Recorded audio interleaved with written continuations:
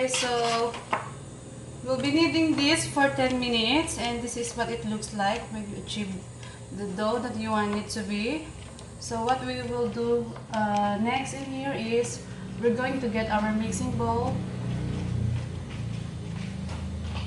and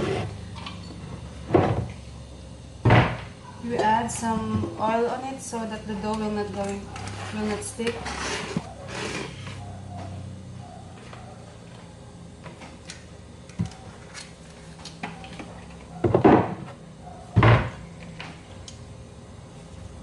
I'll just use my hands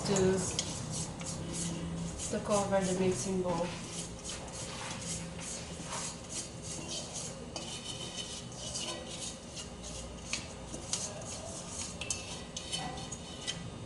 So we will put our dough in here and let's set this for an hour until it rise double the size. So we will cover this by cling wrap.